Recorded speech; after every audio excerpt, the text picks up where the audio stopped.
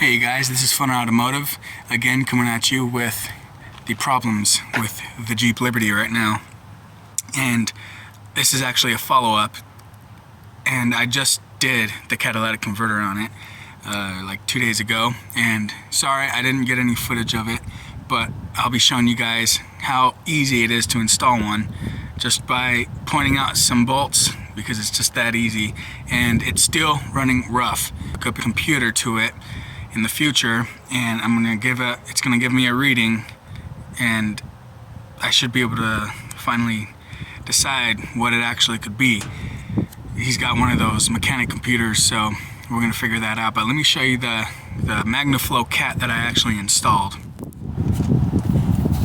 Alright, that's the catalytic converter right there. That's the new one.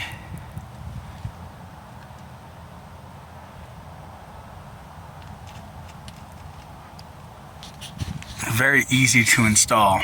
Just these two bolts, one right there, one right there, and then you got a clamp right there. Now with that clamp, all you have to do is get that bolt right there. Let me zoom in for you. All you got to do is unbolt that nut, and that clamp right there will release. It'll open up and the top of it will just fall out. It's usually that easy.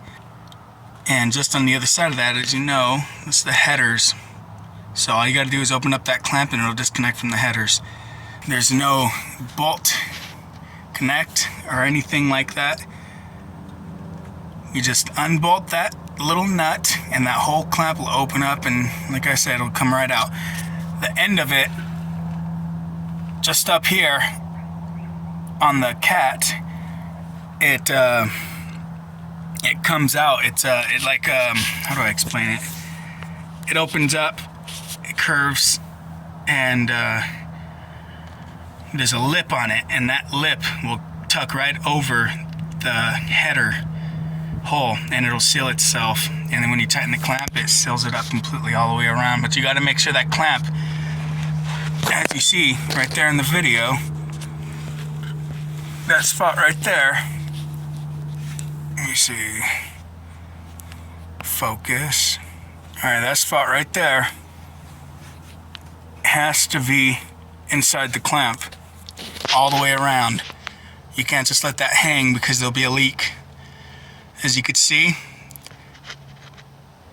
the header end and then the cat through that little gap on the clamp, those have to combine together evenly all the way around to get a good seal. So now, alright, but that's all you have to do.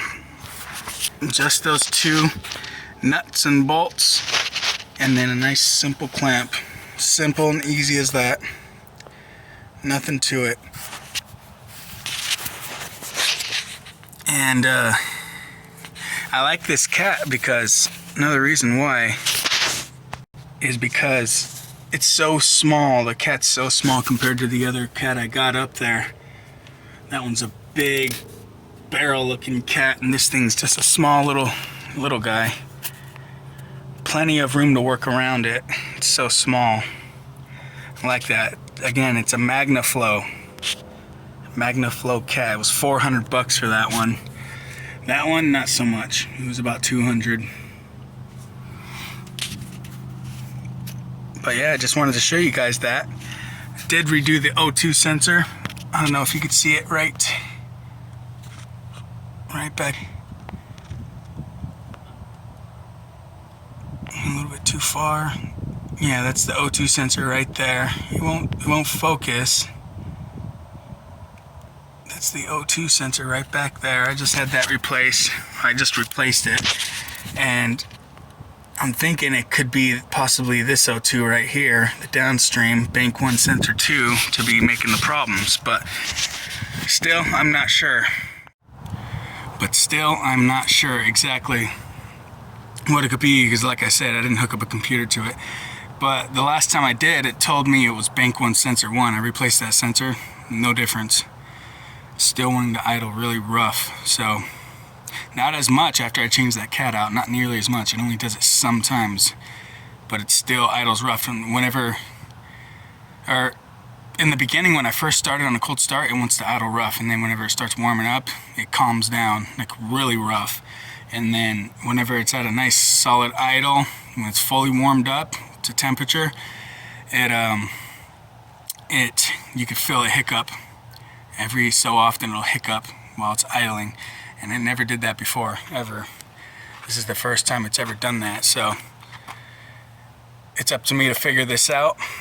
I'll get this computer hooked up to it, and I will show you guys the results on that and let you guys know exactly what it was, because this is pretty annoying and it's pretty consistent and I don't like it. But this is just a short video to let you guys see that and see what's been done and how to do it. So this is Fun Automotive, and like always, I'll catch you guys on the next one. Goodbye.